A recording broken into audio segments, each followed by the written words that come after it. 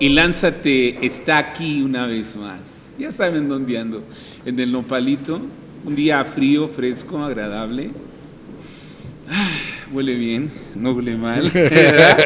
Estoy con un amigo de toda la vida, con un brother, Gerardo Conde. Gerardo Conde es politólogo, es licenciado en Administración Pública. No, en ciencia política nomás. En ciencia política. A secas. A secas, qué bueno que me corregiste. Y es un brother con el que lo invité a platicar sobre los temas de actualidad y sobre todo el contexto que estamos viviendo en el país, y precisamente tiene que ver con el análisis o estos 2 meses, ya lleva 2 meses, 1 de diciembre, enero, febrero, 2 meses, 60 días de gobierno del ejercicio de la 4T, de la Cuarta Transformación, denominada por el ex-PG, ahora presidente de la República, ¿no? Bueno. Ahora le podríamos llamar Don Peje. Don Peje, Don Peje. Oye, esto de la calle al Congreso y de la calle al gobierno, como en el 97, me acordé cuando llegó el 97 a la Ciudad de México y pues no traían mucha expertise, experiencia, oficio, y en el camino se fueron haciendo, ¿no? Claro. Pero no es lo mismo manejar una ciudad que manejar un país. Sí, totalmente, son dimensiones mayúsculas. Un país que estás hablando de 32 entidades federativas con distintas particularidades, con distintas necesidades, planteamientos, perfil de población, no es lo mismo el norte, el centro, claro, el sur del país. Y la propia ciudad también, la Ciudad de México también está en un gran mosaico de pluralidad, porque no todo es Reforma, no todo es Polanco. Cuando se quiere denominar una situación popular, de inseguridad, tienen siempre como ejemplo cualquier personaje público o no público, Iztapalapa. Entonces, como que Iztapalapa está estigmatizado como lo negro de la Ciudad de México. O el foco rojo, ¿no? O el foco rojo, y pero es el gran ejemplo. No mencionan otras colonias, tal parece que en la Ciudad de México no se conocen otras delegaciones. Alcaldías ahora. Hoy alcaldías. Es politólogo. Hoy alcaldías, a partir de esta elección pasada, por primera ocasión se da esa figura con un modelo similar a lo que sucede a nivel de las configuraciones municipales con los cabildos. La única diferencia es que aquí no hay síndico, hay nomás el alcalde y los regidores. Pero, a ver, te fuiste muy rápido, ahora sí que me abrumaste con tanta definición. No, quiero decir, de la calle al Congreso, ¿qué significa? Mira, estuvimos ayer en el Congreso a la invitación del doctor Gerardo Nieto a conocer el ambiente y cómo estaban configuradas algunas comisiones importantes dentro de la Cámara. Notamos ciertas ausencias, pero la más grande fue una ausencia de oficio parlamentario, no digo discursivo, sino de hacer uso del derecho parlamentario, de la aportación para la construcción legal, legislativa, para la producción legislativa, pues de nuevos formatos, ¿no?, que requiere la 4T o los escenarios que vive hoy el país. Y veíamos niveles muy bajos, perfiles académicos muy bajos en muchos legisladores, escasos, mínimos, básicos, y me parece que hay una suerte de piñata, ¿no?, de sorpresa, de que muchos están ahí sin saber cómo llegaron. Y dentro de eso llego directamente a un planteamiento de que lejos de ver hoy a una figura desgastada, que es el presidente de la República, parece que se mantiene en ascenso y en otros lugares va en subida. Y hablo del caso de Baja California, donde va a haber elecciones este año y donde ya estuvimos viendo tú y yo alguna información, y las tendencias electorales son mayoritariamente agresivas en favor de Morena. Bueno, ahí hay que hacer dos puntos. El primero, respecto al de la calle al Congreso, pues sucede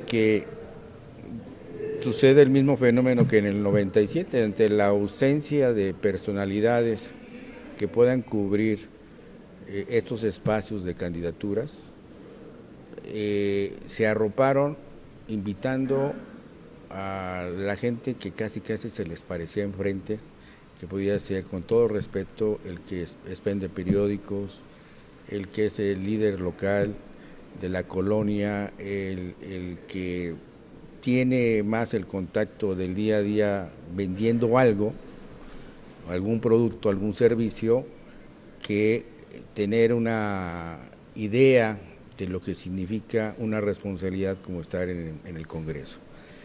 Entonces, en el 97, gracias al fenómeno del cardenismo, se suman N personajes que en su vida pensaban que iban a ser figuras públicas.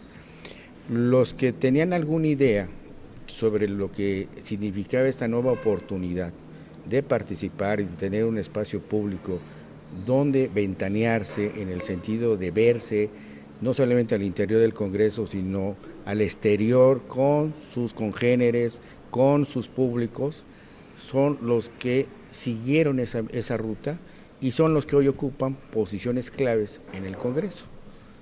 El mejor ejemplo de ello puede ser Martí Batres, puede ser Dolores Padierna, que de líderes sociales pasaron a ser personajes públicos de relevancia, no solamente en el lado de su partido, sino en el plano de la clase política. De la nueva clase política. Exacto. Entonces, ¿no? Dices, wow, ¿no? Esa es una. Dos, en esta elección pasada pasa el mismo fenómeno.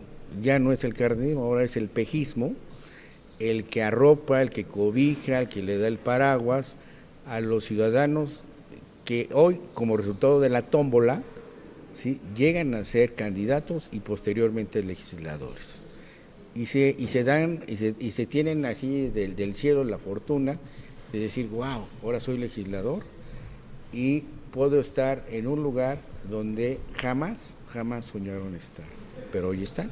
Y lo peor es que a lo mejor jamás soñaron o se vieron ahí, y peor aún, no les cae el 20 de que, bueno, el sueño se convirtió en realidad y ahora no saben cómo enfrentar esa nueva realidad. Porque en algunos personajes, para no generalizar, existe dentro de los personajes que llegaron a esas posiciones una vestimenta, perdón por la expresión, una vestimenta de soberbia que los hace ser únicos y hechos a mano. Y entonces eso quiere decir que para qué quiero aprender ciertas reglas del Congreso o tener conocimiento sobre temas específicos del Congreso cuando mi sola presencia es suficiente para agarrar el micrófono y decir lo que a mí se me antoja, siguiendo la misma lógica del presidente.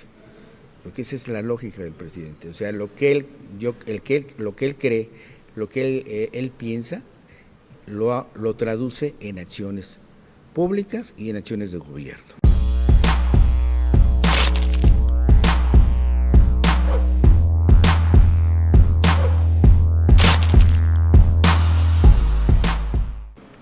Ocurrencias versus acciones de gobierno. ¿Hay acciones de gobierno? ¿Son ocurrencias? Decías ahorita algo y lo razonabas muy bien, que pues el que hace la mano hace la atrás, y si el presidente amanece un día de un humor y dice algo, pues yo también puedo hacerlo, ¿no? Es decir, todos los organismos, todos los órganos del Estado, le hacen la Cámara de Diputados, la Cámara de Senadores, el propio ejercicio de la administración pública, tienen un manual de procedimientos. Ese manual de procedimientos está en la ley de las leyes orgánicas del funcionamiento de la Cámara de Diputados, de la Cámara de Senadores y de la Administración Pública Federal, ¿no? Por ahí César Augusto Santiago está haciendo el intento de crear una alternativa de partido y nos enteramos por las redes sociales que dice: pidámosle al presidente a que haga ejercicio y cumplimiento del artículo 26 de la Constitución, donde se planifica el plan de desarrollo de gobierno, el plan de desarrollo nacional, para que se efectúen las consultas y se establezcan los procedimientos para definir las políticas públicas que habrán de implementarse durante 6 años. Y dice: ¿cuándo, señor presidente? ¿No? ¿Le interesará al presidente hacer cumplir con este procedimiento? Y esto lo veo relacionado con lo que acabas de decir. Mi sola presencia, la credibilidad de la que gozo, me da el sustento para gritar y decir, y pues a un lado la ley orgánica del Congreso, por ejemplo, ¿no? Ríete, bueno, ya vi tu maldad, ¿no? No, es que precisamente en la óptica del presidente de la República tiene un solo concepto que lo considera como la fórmula mágica de este país: corrupción. Si se combate la corrupción, hay recursos para darle beneficios a la población. El mejor ejemplo de ello es el evento de Iguala, de la ciudad de Iguala, el día de ayer en el estado de Guerrero, donde se otorgó la beca Benito Juárez a distintos niveles educativos y donde además señaló los beneficios para los adultos mayores, y que esta gran bolsa que se va a destinar para estos grupos sociales es resultado de que la corrupción se abate, y entonces esa gran bolsa va a permitir que se beneficien distintos sectores de la sociedad menos favorecidos. Entonces, él en esa fórmula considera que es la mejor vía para que un país se desarrolle. El tema es cuando se acabe la corrupción, ¿tendrá otra palanca de desarrollo?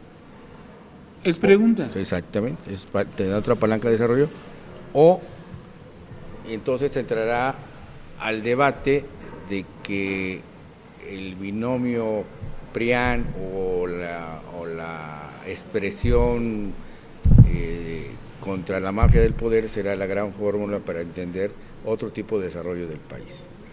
Entonces, ese es el punto. Cuando acabe esa política pública de anticorrupción, entonces sería, ¿qué sigue, señor presidente? Tendremos la oportunidad a la mitad de su administración o al final de la administración una política formal que ataque realmente situaciones del país, tanto en términos de desarrollo regional, ¿sí? o la situación de que veamos formas de equilibrio entre los grupos de la sociedad mexicana. O sea, ese es el cuestionamiento que el presidente ahorita tiene que estar pensando en el corto y el mediano plazo, porque no puede ser todo el tiempo corrupción. Todo el tiempo corrupción. O sea, como bandera electoral es extraordinaria. Como bandera de gobierno pudiera tener un límite. A no ser que nuestro país esté realmente lleno de corrupción. Lleno de corrupción, lleno de pus. Lleno de pus, y entonces obviamente le llevará 6 años limpiando el cuerpo de este país. Oye, bueno, eso es lo que le conviene al presidente, ¿no? O sea, como un lenguaje articulador, lo decías ahorita, este anclaje de este tema de la corrupción le ha funcionado. Así es. Le ha dado bonos, le ha dado credibilidad, lo llevó a la plataforma electoral, lo lleva en las acciones de gobierno, ¿no? No hemos visto muchos en la cárcel todavía. No. Mencionan que hay N personas involucradas o detenidas, pero ninguna persona se ha visto ni en redes sociales, ni en la prensa ordinaria, ni en los noticieros de televisión, ni en algunas revistas, que fotografíen al personaje X o Y que cometió un delito. Eso está en la oscuridad total. Simplemente se menciona como parte de ese proceso de anticorrupción, pero sin señalar ni nombre, ni apellido, ni mucho menos imágenes de personajes. O sea, la corrupción no tiene papá ni mamá. Exactamente, o sea, simplemente, es huérfana. Simplemente se menciona como un fantasma que ha invadido nuestro país. Bueno, como un fantasma, vamos a descanso y regresamos para continuar en la charla con el politólogo Gerardo Conde, nuestro amigo de hace muchos años, egresado de la UNAM, de la Facultad de Ciencias Políticas.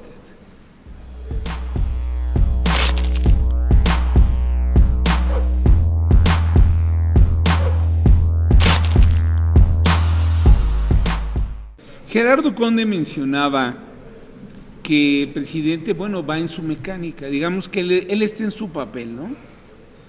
Levantando la bandera, haciéndola más grande, abriendo más el paraguas para tener mayor cobertura en estas elecciones de este año en los estados donde habrá elecciones. Por ejemplo, ahorita abordamos brevemente, si quieres, el caso de Baja California, y los demás, y los de enfrente. El sistema de partidos, ¿dónde queda? Es decir, los partidos se ocultan, se esconden, les da miedo, desaparecen, se van. Ellos conocen el proceso, ellos conocen el procedimiento parlamentario, ellos saben de las violaciones a la ley. Hay políticos formados, preparados, de vieja escuela o de cuño, de trabajo legislativo. Parece que pues no se ven, se hacen invisibles. ¿O dónde están? Tú a este fenómeno, ¿cómo le llamarías o cómo lo denominarías? ¿Se achicaron? ¿Los borró del mapa? ¿Va solo? ¿Seguirá solo 6 años? Esperemos que no, por bien del país. Porque el país siempre, al menos nuestro país, se ha movido a través de equilibrios, de contrapesos. Y eso le ha permitido que cuando un gobierno se cargue mucho a la izquierda, llamémosle el cardenismo en su momento, o el intento de un gobierno muy social con Echeverría, o con un gobierno muy glamuroso con López Portillo, existe siempre el equilibrio de decir, te jala la rienda para que podamos tener otra dirección de país, ¿no? Y entonces vienen otro tipo de ofertas relacionadas con lo que se vino haciendo de manera negativa, porque generó muchos muertos y muchos heridos en términos de economía, en términos sociales, e inclusive en términos de partido, porque desaparecía del mapa a los contrincantes. Hoy el tema es que los partidos en lo general, siempre hay particulares afortunadamente, están apanicados. No hay grandes voces que se escuchen ni en redes sociales, ni en los medios tradicionales, ni en los espacios públicos ordinarios como es el Congreso, que es el equilibrio fundamental de un gobierno con el Ejecutivo, para decirle, señor presidente, por ahí no es. Los mejores ejemplos fueron las administraciones panistas, donde el PRI fue siempre el punto de equilibrio, a veces demasiado exagerado porque condicionaba ciertas reformas o ciertos beneficios como partido, pero hoy no existe eso. O sea, existen voces aisladas, fundamentalmente del PAN, tanto en el Senado como en la Cámara de Diputados, donde han señalado que no se puede gobernar bajo un esquema de la personalización del poder. ¿Sí? La personalización del poder entendida como la suma de los 3 poderes en un solo personaje y la visión de un país en un solo personaje. Entonces eso hace que los demás partidos y las demás figuras públicas desaparezcan del mapa, porque son voces aisladas. Afortunadamente existen voces, pero no están articuladas como partido o como grupo parlamentario, en este caso tanto en el Senado como en la Cámara de Diputados, donde son los órganos ordinarios, donde los partidos a través de esas representaciones deben de fijar sus posiciones. Y no, dejan pasar y dejan pasar al personaje. ¿Sí? Y entonces en este sentido, el presidente López Obrador pues agarra toda la cancha, tiene la pelota, como se diría en términos futbolísticos, y él la patea cuantas veces sea necesario. Mete goles, se mete autogoles, hace papel defensivo, hace papel de ataque, hace papel creativo en términos entrecomillados, pero él hace todo. Él es el árbitro inclusive, marca el penalti en su caso, las faltas, todo. Entonces, si nosotros tenemos ese tipo de figura presidencial sin contrapesos, el país no tiene una definición clara hacia dónde ir, por lo tanto. Porque nadie es capaz de levantar la voz y decirle, señor presidente, no es lo que usted está diciendo. No es la fórmula que lo que requiere el país. El tema no es regalar dinero, el tema es generar empleo. El tema es fortalecer el peso para poder generar poder adquisitivo de todos, no aumentar el incremento salarial. Esos no son los temas.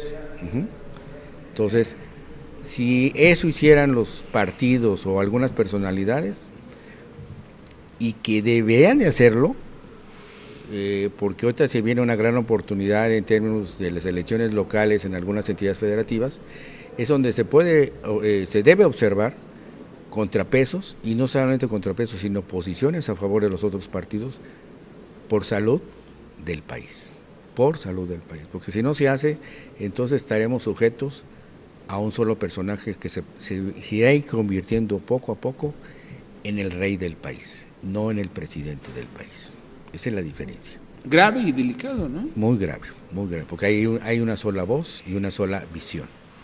¿Y entonces qué pasó con los otros partidos? Pues, mientras los otros partidos no entiendan su papel de jugar como por lo que nacieron, de ser contrapesos, de buscar también el poder, aunque se pierda, bueno, no, o sea, las derrotas no son eternas, ¿sí? Entonces ellos tendrán que buscar a través de sus propios cuadros o inventar nuevos cuadros que le permitan a la ciudadanía voltear a que los vean, y a través de esos personajes señalar los grandes errores o también, llamémosle también los grandes aciertos que pudiera tener el presidente en turno y su gobierno, y ver cómo puedes irlos moldeando para que sea una oferta electoral tuya, propia, y el elector pueda diferenciar muy bien qué más le conviene, si seguir en el proyecto de Morena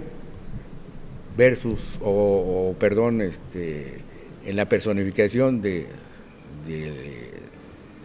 Andrés Manuel López Obrador, más conocido como el Peje, aunque no le molesta, aunque sea presidente, que le digan pues, porque si no, pues nos vamos a llegar a su expresión, me canso ganso.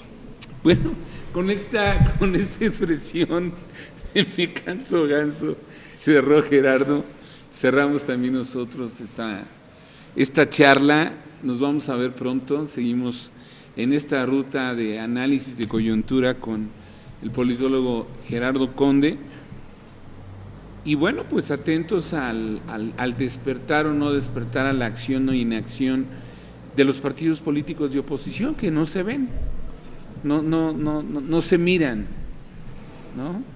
No entienden su papel histórico. Compromiso de estar frente con ustedes en la próxima, nos vemos, se despide Juan Lanzagorta, gracias a mi productor general Jesús Alfonso Barrios, y gracias a la hospitalidad y anfitrionía, como siempre, del mejor lugar en el norte de la ciudad, el Nopalito, acá en Gustavo Amadero, en la alcaldía Gustavo Amadero. ¿Nos despedimos, Gerard? Sí, muchas gracias, buen día a todos.